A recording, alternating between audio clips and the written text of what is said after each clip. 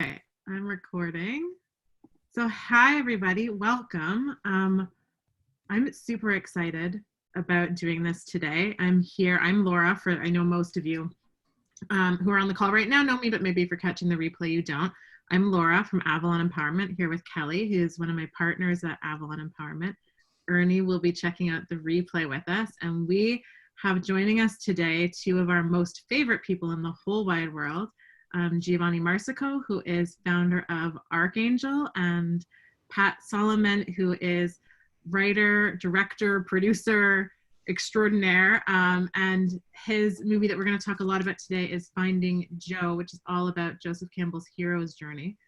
So I suppose we'll start with straight up. This is not like a prepared thing. It's not a presentation. This is really something that we've been talking about doing for a while. And I think for myself, at least, and maybe you can all share if you're feeling this way too. We're in this mode of like crisis management and figuring things out, like very kind of like hands in the dirt, like feet on the ground, real life stuff. And I personally need to just like float up and have some like cool conversations with cool people about things that matter. Kelly and I were talking about this need to sort of have an observer view on what's going on in the world right now. And so when we talked about it, we thought, well, what can we talk about? And this idea of the hero's journey kept coming up. And I know, Gio, you were talking about it last week and things. We were talking about it. Pat, you've just released it on your film on YouTube for free for everybody to watch, which is such a great gift, because I really do believe it's such an important message. So I just thought, why don't we just like get together and have a conversation about what this is and how it applies to us. Awesome. Yeah. Can I just say that Pat's fashion sense is just off the charts? Oh, let's see. Yeah. Was that strategic? I'm going to do the entire webinar just like this. I wore this one. True story. True story. That's amazing. That is so cool. I was sitting out in the sun today, so been enjoying some of the weather. Yeah. Yeah. Cool. So a couple of things. I know we have a bunch of people joining us. You can use the chat. I think the Q&A is also turned on too, so we'll keep an eye on both of those. Mm-hmm. And that's awesome. Karen watched Finding Joe just last week. Amazing. So I guess maybe we'll sort of like lead into this, but then I just really want to ask questions and see where this goes. We have no agenda. There's like no slides. It's just a cool conversation. Can I share an origin story, since we're going to be talking about storytelling? Mm-hmm. You guys know my good friend Jillian Mandich. We originally met at a Toronto event called, the group is called TEP, Toronto Entrepreneurs of Passion and Purpose. It's like a free Facebook group that does events. And we sat next to each other. We didn't know each other. And we kind of sat away from the main conversation, and we started talking about different things. And somehow the conversation led to Joseph Campbell. And then she got so excited. She's like, oh my God, I have to tell you about this movie. It's called Finding Joe. It's my favorite documentary ever. And it's the only movie I have on my laptop. And I'm like, I'm going to blow your freaking mind. I pull up my laptop, I open to iTunes, and I'm like, Finding Joe is my favorite movie. And it's the only movie I have on my laptop. And we became like super best buddies. And that was in like 2013 or 2014. And I had seen the film 8 trillion times already. And then in 2015, we were planning our 2016 January event that we do in LA, our mastermind event. And the theme was the hero's journey. So I thought, I got to figure out who made this movie, because how cool would it be if we can get this person to come to this event? And I tracked and stalked Pat down. We didn't know each other. And I reached out, and I'm like, listen, we have this event. You don't know us. We're crazy. It's in LA, I think it was in LA at the time. And Pat lives in LA. And I said, it would be so awesome if you can come, I'll interview you. And then since then, we've become bestest friends and each other's biggest fans. And then a couple of years later, I realized this is my favorite movie, and I've never seen it in a theater. And I go to a cinema theater once a week by myself. It's my escape. So a couple years later, we rented the biggest Cineplex theater in Toronto, like downtown, and did a private screening as a fundraiser. And then Pat flew in from LA, and we did this really cool Q&A with the audience. It was awesome. That was so awesome. And then last week, I was like, Pat, people need to see your movie. And through our conversation, he's like, screw it, I'm just going to release it for free. So I've been telling the whole universe and everyone I can think of, please watch this movie. Yeah, I thought that was awesome, and that was such a great inspiration. It was one of those so organic things that I saw that you had posted some stuff about the hero's journey, and then I posted like a little clip, and then when we were texting, I was like, wait, let's just get YouTube done, like get it out there. This is awesome. Mm-hmm. And then I think it's been really interesting how many conversations have been coming up. Like we've seen it in our community around the timing of, well, everything that's going on, the journey that we're all on through all of this, at simultaneously you sharing the gift of finding Joe. Right? And just, we truly believe nothing ever happens by accident. Right? 100%. And actually on that note, at my first Archangel Masters event, which was LA 2 years ago, right? Yeah. Gio, you did that, like people had their topics, the 126 talks, and people were at lunchtime and we could choose to sit somewhere for lunch. And I wound up sitting with Pat.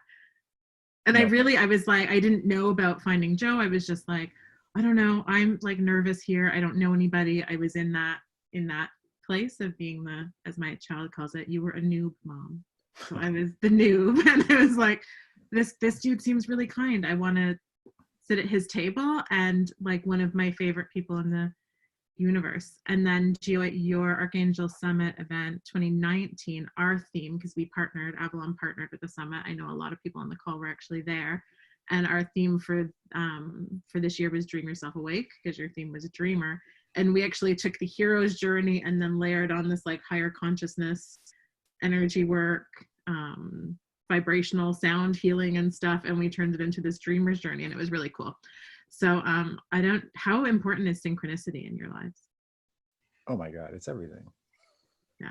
Part of it, I think, is like, to me, awareness is such an important thing in general. And in this context, having the openness and the awareness to see the patterns and to see things lining up, because I think we're always so limited by our paradigm or whatever lens we have, that our brains almost shut things off. And yet all of this serendipity and synchronicity and magic is around. And if you can be the observer, which is awesome, to see that the magic is unfolding, especially during times like this. Like, I'm sure we'll get into this, but the thing I'm geeking out the most on is that this feels like a global call to adventure. Mm-hmm. Right? So if you understand the pattern, it's like there's always some kind of crisis or catalyst or thing that happens to the hero that shoots them out of their ordinary world, like forces them to change in some way. Mm-hmm. Like the tornado in Wizard of Oz, or Luke's uncle and aunt being killed in Star Wars. There's always that catalyzing thing. And right now it's happening to all of us. And it feels for a lot of people scary because it's taking you out of your comfort zone or taking you out of your ordinary daily thing. And yet it's vital and necessary to start the process of hero's journey. Mm-hmm. I totally agree with that. Yeah. So Pat, why don't tell us about the hero's journey. I mean, I know this is stuff that we geek out on, but maybe people aren't familiar with the pattern, with the hero's journey. Tell it, and I would also love to know what inspired you to make the film. Okay, so we're talking about the hero's journey, right? So this is Joseph Campbell's work, who, I'm just going to try to keep this really brief, but this is at the turn of the century. He studied a lot of stories, and this was from different cultures and different time periods, and he kept seeing the same pattern where the hero from whatever time period it was and whatever culture it was basically taking the same journey, and he called this the hero's journey. And so you can map the journey out by the call to adventure, right? There's always, as Gio just said, some kind of crisis moment that kicks you out of your, what you would call a quotidian reality and puts you on an adventure. And on that adventure, several things happen, but mostly it's about gaining some totem, some knowledge, some gold, and then returning to the village to share that. And that's kind of a complete hero's journey. What was the other question? Yeah, what inspired you to make the film? And so my inspiration to make the film was I had been a Joseph Campbell fan for my entire life. And at the point at which I was making the film, it was quite a while now, I was having a crisis myself. I was having a wonderful midlife crisis, horribly embarrassing and very, very classic. And at the same time, both of my parents passed away. So I was kind of in this really deep, dark turmoil of crisis, layered upon crisis. And I don't know what came over me. I was a filmmaker. I was making commercials. And I just kept thinking about Joseph Campbell and started reading his work again and went, you know what? I think I'm going to make a film about the hero's journey and Joseph Campbell. And so I didn't really declare to the world that I'm making this film. I just started kind of thinking about it and contacting people. And I went from just kind of exploring to full on making this film in some weird way that I can't really explain. I just went down the path in Campbell terms, and I turned around and I was like, shit, I lost sight of land. Where am I? So yeah, it was a wonderful. I started talking to people. Yeah, by far when we talk about synchronicity, I would say that in my life, by far it was the most amount of synchronicity, like on a daily basis. People were calling and, things were lining up and interviews were lining up, and it was just quite an extraordinary experience. Because, and there's some like pretty cool people in the film. Yeah, that was another weird, speaking of synchronicity, right? So the first guy that I interviewed, Brian Johnson, he said he was very close by, but he was actually in Bali. And I went, okay, well, I guess that's what I was meant to do. I just kind of surrendered, and I went, well, I could look at this like it'd be really expensive to go to Bali, and that would be silly. But I went, I think this is what I'm supposed to do. So I went to Bali.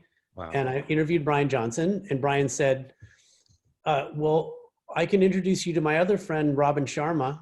And I went, okay, cool. Where's Robin? Oh, Toronto. Well, okay, I guess I was meant to go to Toronto. And so Robin said, oh, do you want to interview Deepak Chopra? I was like, yeah, sure. And he emailed him on the spot and said, okay, cool. Here's the intro. You guys take it from here. So all these things, I just kind of left myself open. And instead of saying, oh man, that's like too expensive, or that's kind of a bad move, I just went, whatever comes my way is meant to happen. And I just let it happen. So cool. And speaking of synchronicity, Paula wrote in the chat, this is the beginning, not the end, LOL, which is hilarious because I pulled out Hero with 1,000 Faces just before the call, and I was like, I'm going to flip it open and see if there's some really like profound passage in here. Wait, Gio, flip it open to a random page and tell me what page number. See if you got the same one as me. Anyway, so I flipped it open and then I read this passage. I'll save it to the end because it's pretty heady. I actually read the passage and was like, okay, cool, but I don't know, it's pretty heady and long. And then I'm like, let me see if I can find another one that I like better. And I flipped it open to the same page. So I'm 231. Anyway, well, hopefully we'll jump there at the end. So, okay, we could take this conversation into a million different directions. First, I want to point out one of the things that Campbell believed about the hero's journey was it's not just mythology. We're not talking about history, even though he studied these stories. He truly believed this is a metaphor for our own psyche, for our own lives, and it's something that we don't just go through once, that we go through over and over and over again, right? And Pat, I love just in the film how you also break it down into chunks that are really easy to understand. So if we were to break it into just three phases, you have separation, initiation, return. Right. So separation, which you started to talk about, so let's go there, is this call to adventure, right? Gio, you Right. talked about it too.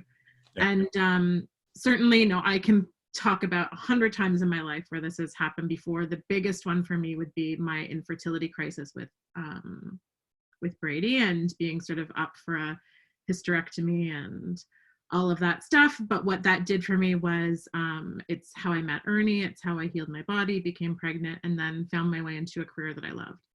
So this call, it's not, it's not this like gentle experience all the time, right? Sometimes it does come it comes like a ton of bricks or like a sledgehammer. Or like a pandemic. A pandemic. But also, I think the interesting thing is there's this refusal of the call that is part of it. So how do you see that showing up now? Either of you. Well, I think the language he uses is the reluctant hero. And that pattern is always there because it means getting out of your comfort zone. It means creating a change or transition that you don't want to do. And it's fear of unknown. We like the safety of the things we know. So no one, it's hard to change in that context. But often it's the crisis or catalyst that forces you to change, or forces you to start the pattern of changing, or to start the journey itself. So right now, there are, even entrepreneurially, or people in our universe, people who are public speakers who are like, what do I do now? People who are run a brick and mortar, whatever, health clinic. What do I do now? Right? Where the thing you're used to every day isn't there anymore. And you may have had dreams or ideas of other things you could do, but now there's like, you don't have a choice. So you either live in the past of the way it was and wish it was back there, or realize there's an opportunity now to finally create the change that you probably always wanted to do anyways. Mm-hmm. Cool. And what about that, like, we use the metaphor too of like it'll just get louder, like the pain will get louder until you get the message. It's gonna keep getting louder. So I think that's what certainly in like Gio, you in the Archangel community, you're urging people, like, it's not like reinvent yourselves. Like, you're coaching those of us in businesses with you, like, you have to reinvent. It's time to get creative. But do you think that there's this like level of denial that people are just not taking what's going on seriously and hoping it's going to go back to normal? Is that how that reluctance shows up in the resistance to it? Always. Or the hiding. And I've caught myself, looking back on my life, there's been so many periods where I wanted to hide and hope the thing went away. And that hiding comes from childhood stuff and trauma. Mm-hmm.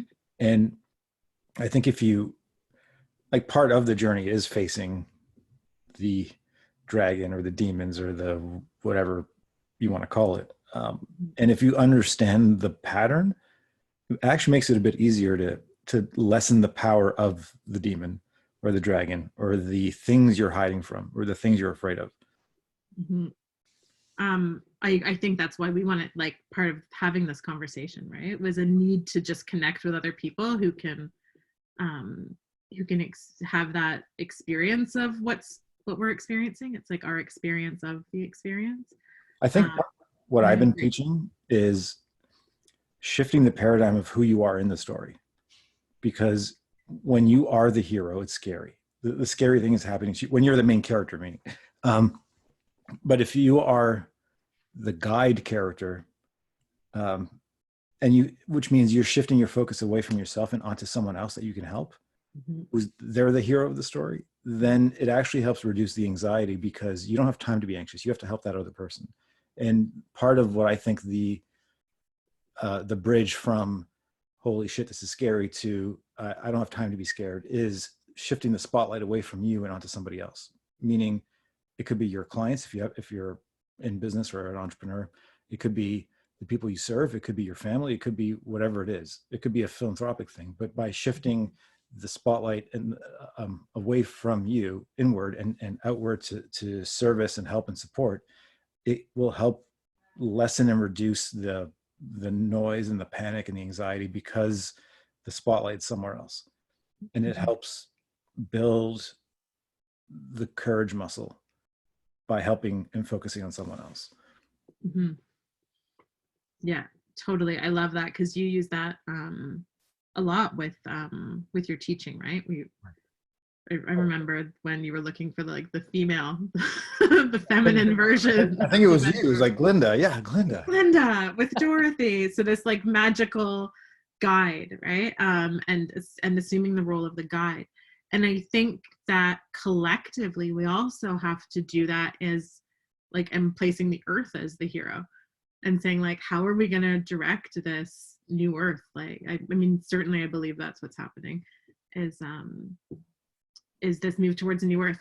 So, but on this note, there's a really great clip from Pat's movie that I queued up that I would love to play. That's right on this because it's leads us into talking about this initiation, and it also talks about Roundtable and King Arthur, which is Nice. Kind of our thing. so it works.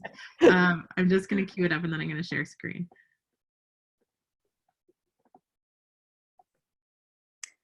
While Laura's doing that, it's interesting. Just let me know when you're ready, Laura, because I was just thinking about what Gia was saying. It's interesting because with the guides, right? Because when this all started to unfold, I remember thinking, I like looking for people to guide me through this, right? Who are the people that I can lean on, and who are the people that can give me certainty, which was not going to happen. And what I decided in that moment was actually, okay, so what am I looking for and how do I become that, right? How do I step into what I'm actually looking for? Mm-hmm. So it's just so poignant to what you were saying. Well, and Pat said a keyword earlier too, I think, and that was that he surrendered, right? Pat, you surrendered to Exactly. this, like, I feel like I'm supposed to go to Bali and then Toronto. I would have stayed in Bali personally. But just this, like, the idea of surrender. And I think Campbell said we have to be willing to let go of the life we have planned so as to actually live the life that's waiting for us. And that sucks for people. We want certainty. We want to know how things I think it's difficult to surrender because surrendering feels like almost like giving up a little bit. But really, it's like surrendering is really like letting go of the blocks that are stopping the synchronicities from happening, right? Surrender is like what you're surrendering is your ego and your attachment to your rightness. Mm-hmm. Right. And like attachment to the outcome and how the outcome shows up. So from a quantum physics perspective, anytime we think we know how it's supposed to go and what's supposed to happen, we choose one path and fixate on that and then eliminate the universe's potential to have infinite solutions on how to achieve the same goal. That's my entire philosophy on why people get pregnant the second they stop trying.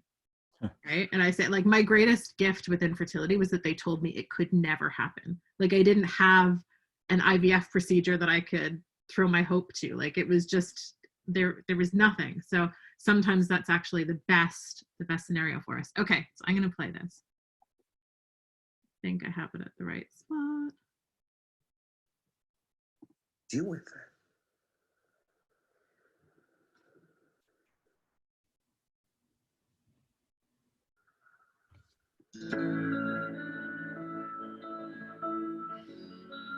The forest represents the darkness, the unknown, the edge of your world. And it takes the courage of a hero to go into that forest. The people in your community don't understand why you want to go into that forest. And in fact, they're pulling you back, asking you, why can't you be happy with what you have here? But there's this urge that exists within the hero to go and explore. Joseph often used the Knights of the Round Table when they behold the golden chalice. There's a story with King Arthur and his knights. After the knights have seen the Grail and decide to go forward on a quest, they made a vow. decided that the knightly thing to do, the noble thing to do as individuals seeking their own in the collective, was to go in to the forest at their own points. Each knight enters the forest where it was darkest and there was no path. They cannot follow other people. They have to go in, find their own entry into the dark forest. And Campbell makes it really clear. If you go into the forest where there's already a trail, that's the one sure sign that you're not on your path. Because if they follow somebody else's entry, somebody else's path. That's not going into the forest. That's not initiation. You need to find your own path. And that kind of comes from that impulse within to go out and really discover who you are beyond just the narrow confines of how you've been conditioned, what you've been told to do, and go out and explore for yourself what your truth is and how you can go out and rock it.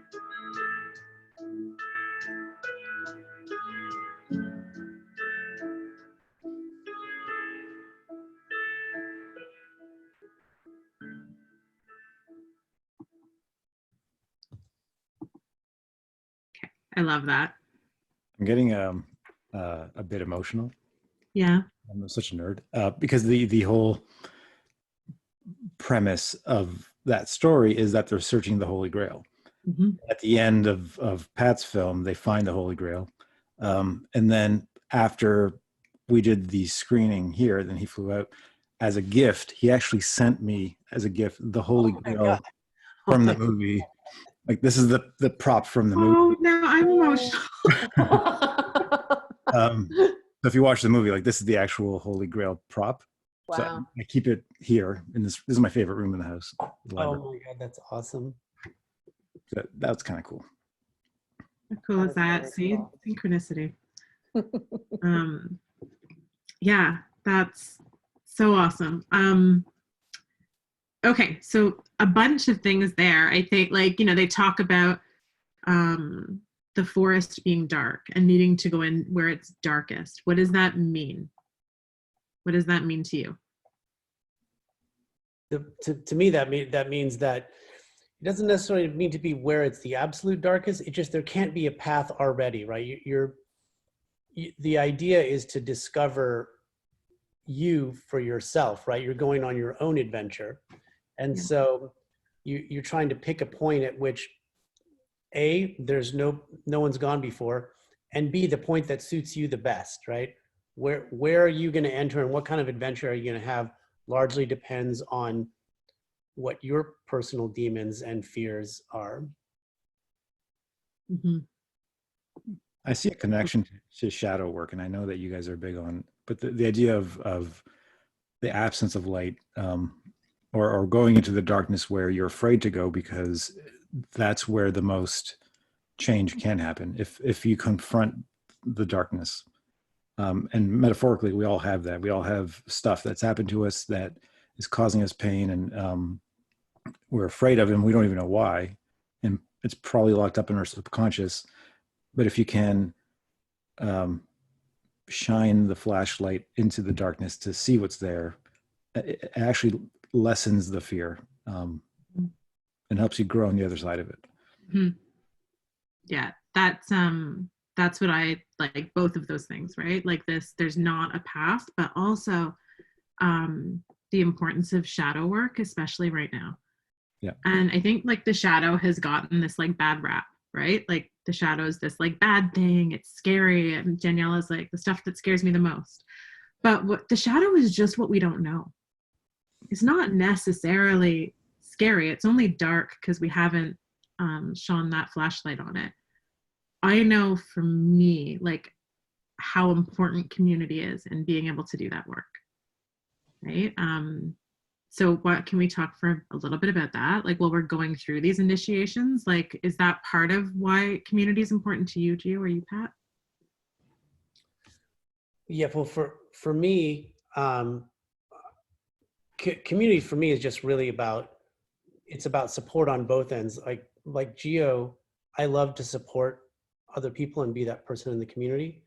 It just, like you said, it takes the light off me and my issues, and I get to help someone else. It's also kind of an escape from having to deal with those issues. And then on the other side, especially now, the idea that I can be supported, and that's also something that I have an issue with, is like is being supported, that I've been working on. And so for the community, particularly the one that Gio's has built, I mean, it's such a supportive community. To me, that's really what it's all about. It's this give and take of support, and we pull each other forward on our journeys. I feel like what I've seen over the years in terms of what we've created is that a true community gives you a safe space to show up and be yourself. And it's the self-expression that is the growth, and that it brings us back to who we are. And part of this whole hero's journey process, going through it over and over again, is to go deeper and deeper back into who we are. It's like there's the Golden Buddha story at the beginning of your film that talks about how they hid the Golden Buddha to protect it, and there's all this mud all over it. Until later, there's a crack of the mud, and someone realizes it's gold. And it's like, we're born perfect, and then all of these layers of bullshit keep adding on based on things we were told, or truths that we were told that become our beliefs. And the process is of washing off the bullshit till we get back to the golden, fully expressed version of ourselves. And for most of us, it doesn't happen because we stay in the pattern that we were told. But if we have that opportunity, it's one of the most rewarding experiences. It is. The other thing the great metaphor for the Archangel community, or any community that you would say that's a good community, it's almost like a village. It's an atypical village, right? Everybody goes out on their adventure, and there's no one holding them back. They're like, hey, you're going to leave the village now and have an adventure? Great. I'll see you in a little while. Let's go have a great adventure. And then you come back and you can help somebody else on their adventure. And it's this wonderful village where everyone keeps starting off into their adventures and coming back, and there's tons of support, and that's widely accepted, as opposed to the normal village, which is, what are you doing that for? Why don't you hang out here with us and be comfortable? This is great. Right. McDonald's for all my friends. Yes. Stay where it's safe. Right.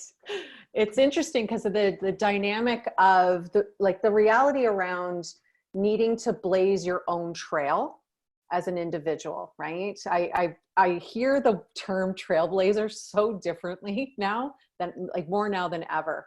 And that ability to, or acknowledgement that you are literally blazing your own trail, but the importance of of acknowledging that there are pieces of that you need to do on your own, but that fundamentally connection and community are important for us as human beings. So so I love that metaphor, Pat, around, the going out on that journey on your own is absolutely necessary, and having community and connection also necessary in terms of that entire journey, right? And coming back and then taking it and teaching what you've learned to the rest of the villagers. Right? It's just, it's just so important. And I think that it's interesting because I think a lot of people right now are trying to figure out how globally we need to blaze a trail. Because, global, it is that whole piece around, we've never done this before. Right. Completely new trail. Completely new trail. It really is. I mean, I can, it's palpable, like in the air, it is palpable. There's fear, but I also see pockets of opportunity and hope. And there's almost like an excitement about the shift that is potentially there. Mm-hmm. So it's really just this amazing moment in time where, it could go that way, or hopefully it goes that way. Right. And what do we get to choose, right? I was sharing on one of our Facebook lives.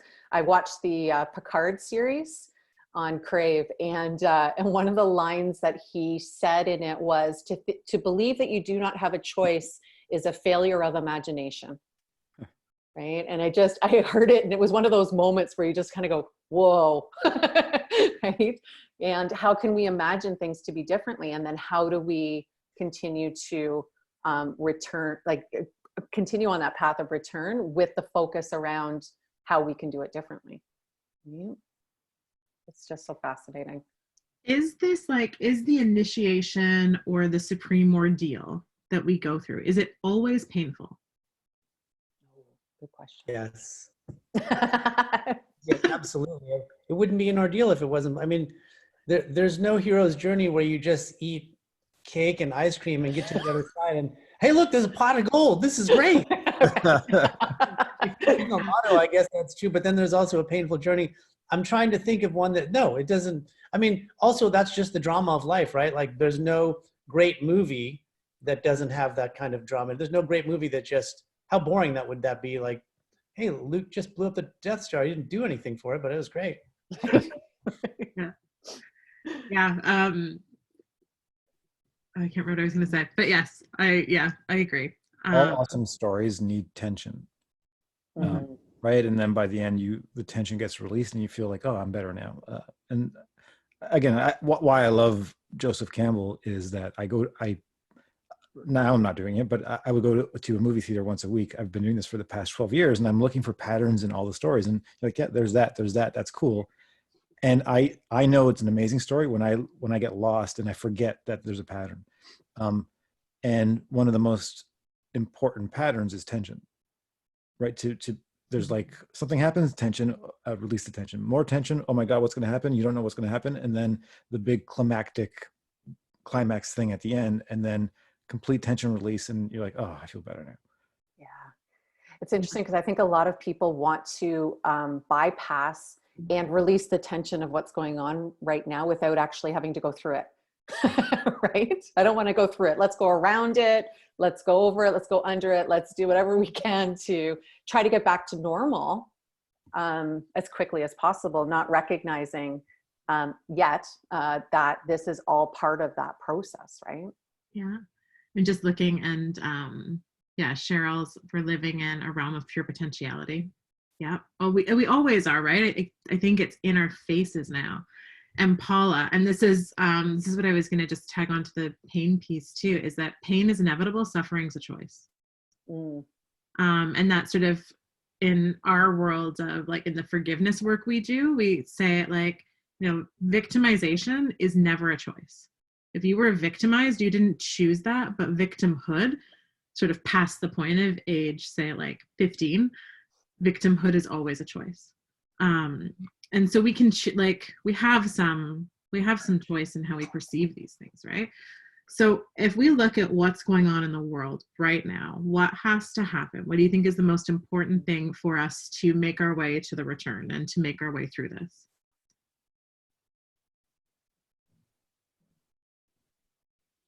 A good question. Courage, right? I mean, mostly it's courage. Mostly, I mean, it's very difficult collectively because collectively as large groups of humans, like in the millions, tend to not make the best decisions as a group. But individually, on an individual level, you're probably going to see tons of heroic stories happening, right? And I think that has to do with courage or no, it might not even be initially courage, but it might be initially something more practical, like, hey, my business is doing really badly. I have to do something here. And that might lead to courage. But I think you're really going to have to see on a large scale people going on that journey. Oh my God, my life is totally different now. I have to see the opportunity here and follow that instead of what I really want to do, which is just to get my covers and put them over my head and go, my God, will this big scary monster please go away? Mm-hmm. This is where I think community is vital, so that no one feels alone. I before this call, I was eating some of my partner Stephanie's kale chips. I hate kale and I love her kale chips. I don't know how this happened. And I was outside, right? I was just thinking, we are being told to separate. That's like the solution or the Band-Aid solution to this thing. It's like socially distance yourself, isolate, quarantine, whatever you got to do. And yet that whole process, and even this whole process of this Corona stuff, is proving that we're all connected. Because prior to this, what were the fights about? What were the wars about? What were all these things about? It's like, well, I'm different than you, so I hate you. And now it's like, wait a minute, we're all the same. The common enemy is this other thing that that isn't your enemy's thing. It's like we all are in this thing together. And I think there may be this interesting awakening to the fact that, oh shit, the stuff we used to complain about maybe isn't as important, because we now have realized we are all connected, even though we're all separating, but we're all connected. We're all part of this thing together. And this might sound wacky, I've been thinking about this stuff for a long time. And because peace, the concept of peace is such an important thing for me. I'm like, what would it take to actually have world peace? And I would have these thought exercises, and I'm like, we need a common thing that's outside of us. And I thought the first thing that would happen is if there was an alien invasion, or aliens, and like something like that, which sounds hilarious, but it was, like where we'd have to band together. We would realize, oh shit, we're actually the same. And it's the alien has showed up as a virus, but it's the same thing. It's like interesting, because you can't blame someone else. It's like it didn't happen because someone decided it to happen. It's like we're all in this together. Yeah, and it reminded us that borders are an illusion. Right. The other thing that popped into my head, Pat, when you mentioned the word courage, is vulnerability, and the willingness to be vulnerable through all of this, and how much courage that takes. Yeah.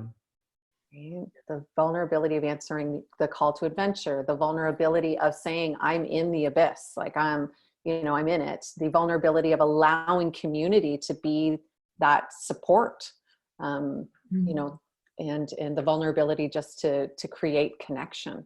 I think that's a difficult one. I mean, and for me personally, that's always been difficult for me to have that kind of vulnerability. Well, I think it is a great challenge for so many of us, right? And especially finding vulnerability in leadership is an interesting sort of dynamic as well, right? Because we're not used to, like, this has put us all in a very vulnerable opportunity.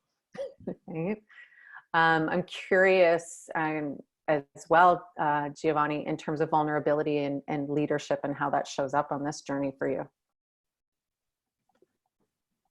It's been such a unique month for us, for me specifically, because I feel like I've been through so much crap and shit and trauma and stuff my whole life that I am uniquely prepared for crisis in a way that,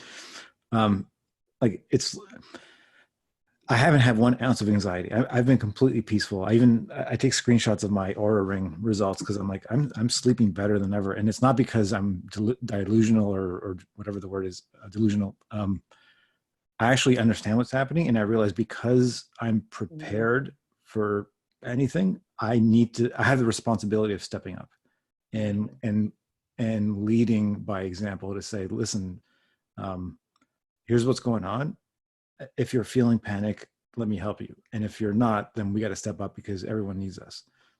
So that's how I've approached this. And I've been doing 4 times as much for my community and members of, like, our members and people who aren't even members, just to do whatever I can to support everyone through it, to say, listen, this is temporary. Because I think part of the first challenge, there's like 2 mindsets. There's it's the end of the world, and life is never going to be the same ever again, and life sucks, and we're just in this decline, and we might as well give up. And then there's this is a cycle. It's temporary. We're going through a thing, and we're going to come out of the thing. We can't predict how long, but if you understand, life is always cyclical, and that's why I love studying patterns and science and data, that you don't have to stress about the down, because the up is coming. And if you can start seeing that the up, even if it might take 3 months, it might take 2 years, but starting to plant the seeds now while things are in the decline, so that when things are growing again, your seeds are sprouting while everyone else is trying to catch up to plant seeds back, like, in the future. Yeah. And that's my philosophy, and that's what I've been working on. Love that. Super cool. I know we talk in our world about, like, values levels and levels of human development.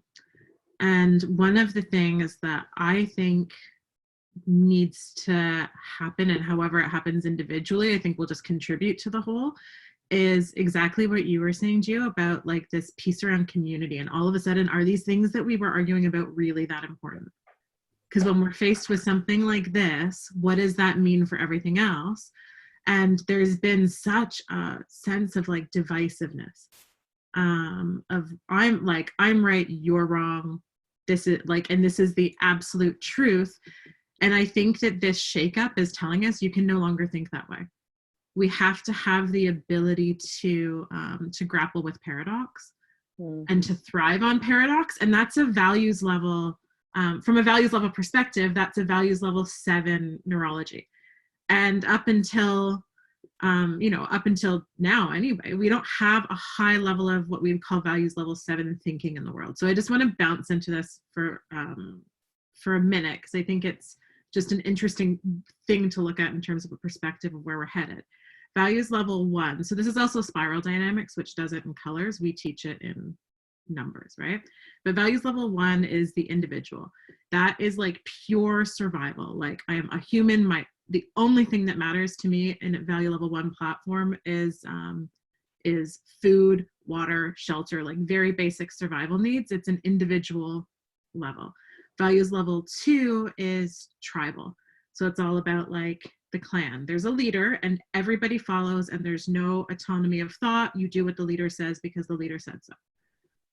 We're like, if we see that in our culture now, in North American culture, it's in like cults, gangs, where there's just no thought, like do what the leader says. Level 3 is aggression. We call it like the Rambo, where somebody who's in a level 2 is like, screw this, like I don't want to listen to what he says. Who made that guy the leader? Like all of a sudden there's a shift in thinking, and it's like, screw that guy, I want to be the leader, like my way or the highway. And then there's no care whatsoever for others. It's just full aggression. So toddlers and teenagers also value level 3. Like my very sweet toddler who told me this morning, I can't remember what I said, but I think I called him a monkey or something. He's like, I'm not a monkey, I'm an angel from the stars. I'm like, that's right, you weren't last night when you chewed through my power cord, but okay. So toddlers, teenagers are value level 3. Also, like, value level 3s, they're the people who like business at all costs, like hard sales, don't care about others, make up the rules, they're aggressive. It's value level 3 behavior. Value level 4 is the land of like rule books, whether the books come from religion or from the employee handbook or the union. Value level 5 is the level of the entrepreneur. And several years ago, people were saying we need to move people into values level 5 thinking, because all of these other systems in the values level 4 space are getting automated and robots are taking over. So like our education system is stuck in a value level 4 platform, which hasn't been serving for a long time.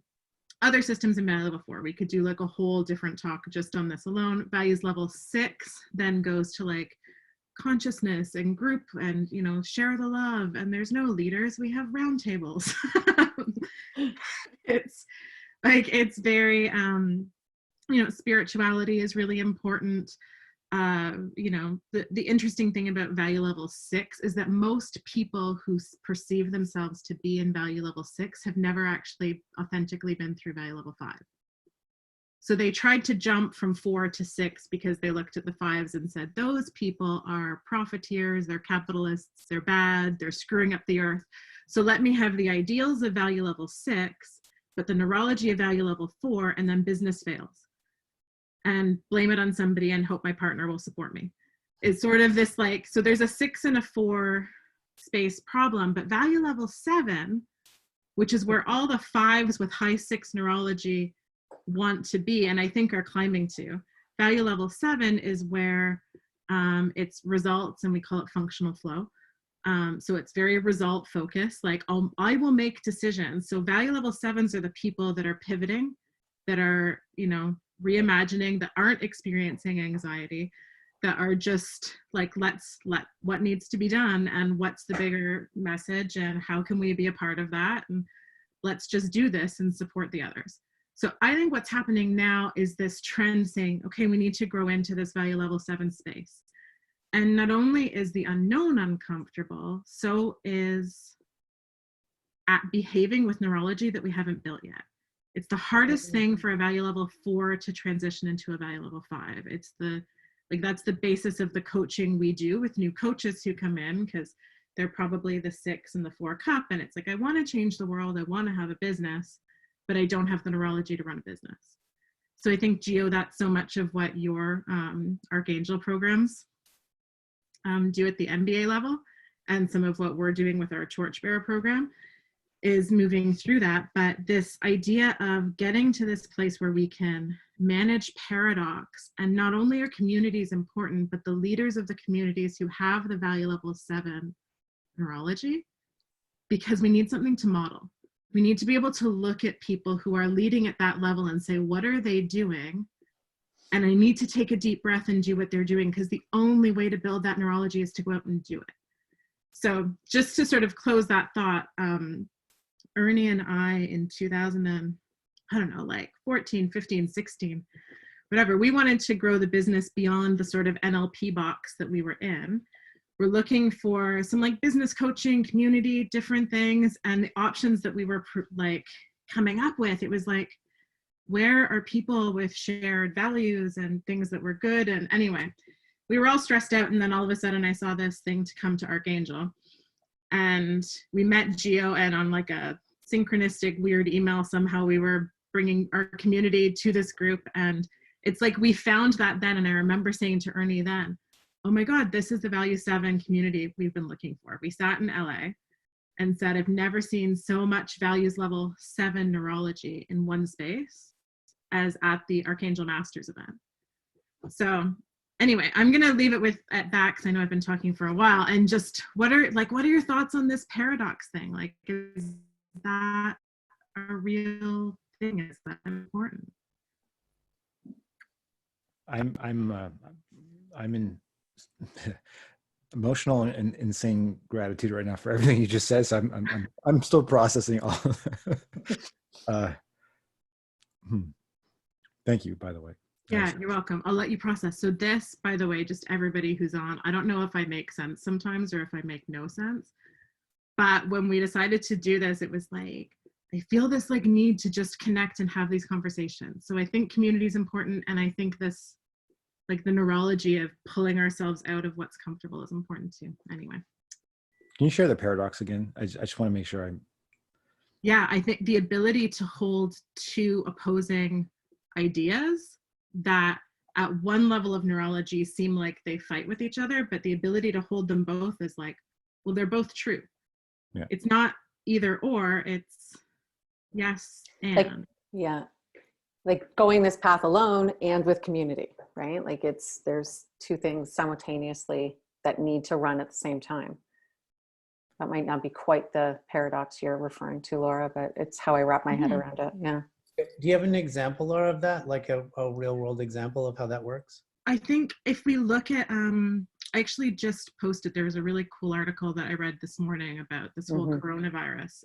Kelly, you read it too. It's lengthy, but it's somebody who's like, okay, this is, like you need to think, it makes you think about it, because even if we look at this virus, like, I don't go too far down the rabbit holes on conspiracy theories, but there's conspiracy theories and those people are convinced that they're right. And then there's, no, it came from here, it came from there. Like, where did it really come from? And it's like, does it matter?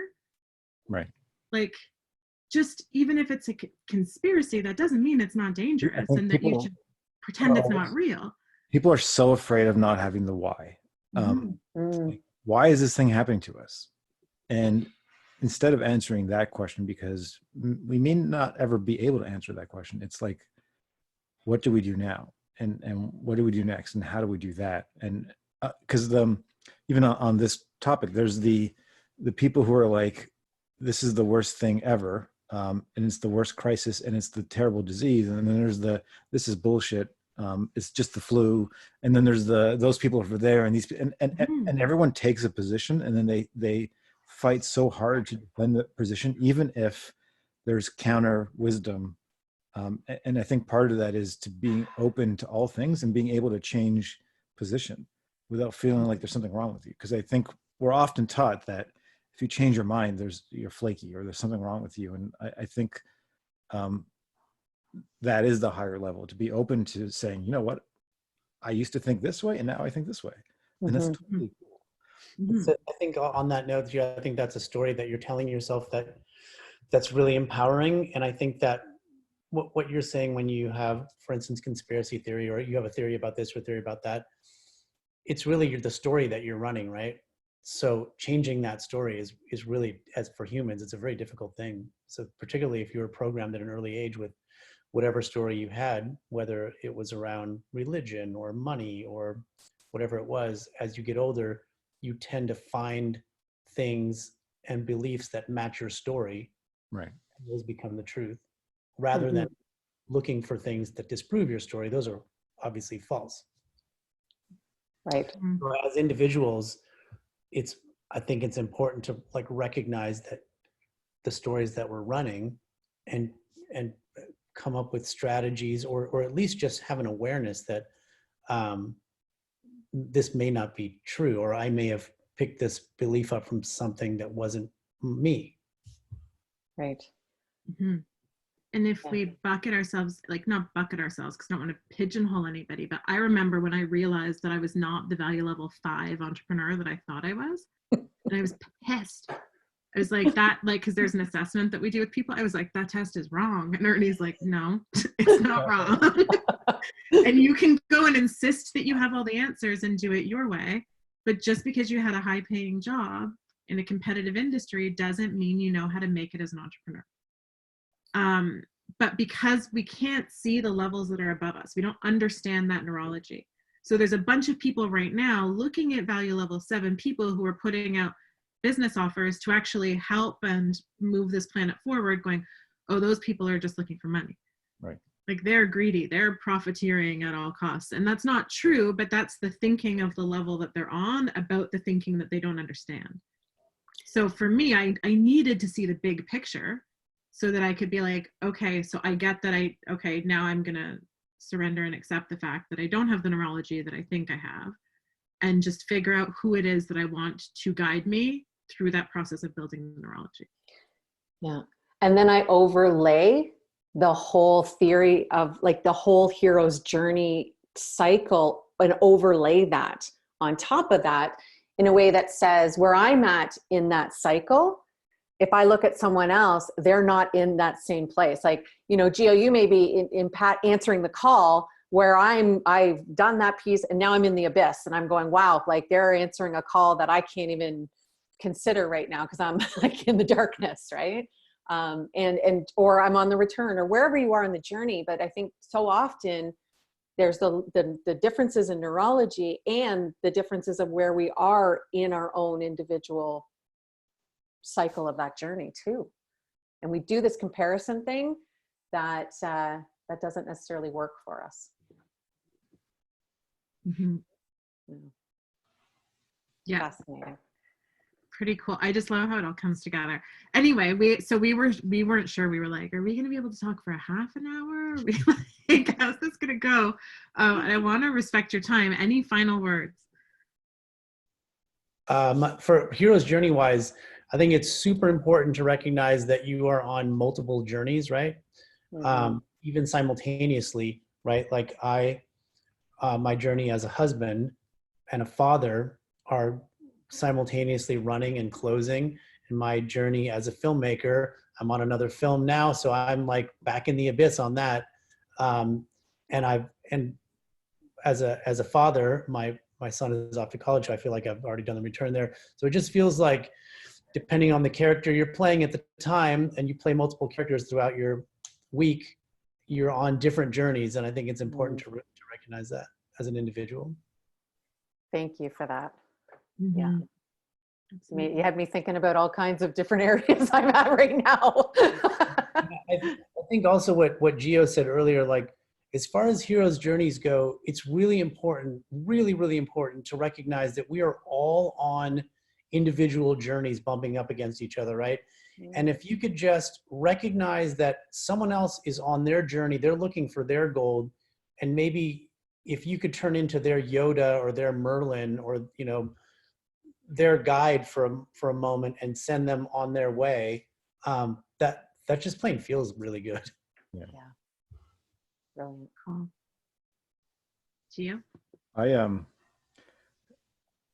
to close off what you were just saying about the opportunisticness thing, I was on a call yesterday with a guy who said the coolest thing is like, people don't need snow tires in the winter. And I had to stop and like, oh yeah, exactly. So, right. So if someone has a solution that will help people right now, it's their responsibility to sell it and to offer it to people because you're helping. And just with respect, like for finding or for the hero's journey, my advice is watch the movie, please. I don't know if I've said that enough my whole life, but yeah, maybe Laura, you can share the link with people if they haven't seen it. I'm assuming people all have, but Yeah, no, we'll post the link for sure. Pat, that's cool. Yeah. Yeah. Oh my God. The more the merrier. I'm encouraging people to share it as much as possible now. Like just, I really am happy about where the film is now out in the world and doing what it's supposed to be doing, which is inspiring people and, getting you to go on your journey. Yeah. Cool. Karen's telling me to read page 236. They don't want an open loop. They're like, I just opened it. Oh, 231 is my page. Okay. you create attention, see? Yeah. Create attention. You know who is the master of that? Ernie Pavan. Pavan has left us hanging in open loop metaphors for years. Like, literally, like 100%. I waited like 3 years to hear the end of a story once. Okay, so page 231. I opened this and then I was like, yeah, that's too heady. I need to sit with that myself. And then tried to pick something else and got the exact same passage. So and my question was, what is the thing that we almost need to know right now with regards to the hero's journey and where we're at? And so it's out of the void, space. And it's St. Thomas Aquinas declares, the name of being wise is reserved to him alone, whose consideration is about the end of the universe, which end is also the beginning of the universe. The basic principle of all mythology is this of the beginning of the end. Creation myths are pervaded with a sense of the doom that is continually recalling all created shapes to the imperishable out of which they first emerged. They go forth powerfully, but inevitably reach their apogee, break, and return. Mythology in this sense is tragic in this view, but in the sense that it places our true being not in the forms that shatter, but in the imperishable out of which they again immediately bubble forth. Mythology is eminently untragical. True being, meanwhile, is not in the shapes, but in the dreamer. Dreamer? In the dreamer. In the dreamer. And then there's another paragraph about the dreamer. I will take a picture of this and post it in the chat. But anyway, so I will leave it to all of you to hang out with that one. But I love it because we have a sense of doom, but it's not real, and it's just creation recreating, right? Yep. So anyway, okay, thank you both so much for doing this on like short notice with very little info. We were kind of like, hey, do you guys want to come and hang out and talk about Hero's Journey? I love you guys so much, and it's always a yes whenever you need anything. You're the best, Pat. You're the best. Wish you were closer, but thank you so much. Yeah, that was just like, that was awesome. I was really moved to tears and just goosebumps. So so much gratitude. Thank you. Thank you both for being here. And we will, for everyone who's on and anyone watching the replay, we will post the link for Finding Joe so that everybody has an opportunity who hasn't already, because I know quite a few people in this who are on have seen it, and there's quite a few there that haven't. So really excited to share it with you all. Mm-hmm. And if you have seen it, like watch it again, because in the context of where our lives are now, yes, even just sort of skimming through to try to find like the clip I wanted, I was like, oh my God, I got to watch the whole thing all over again tonight. Okay. Thank you both so much. Thank you. Thank you. Bye, Pat. You got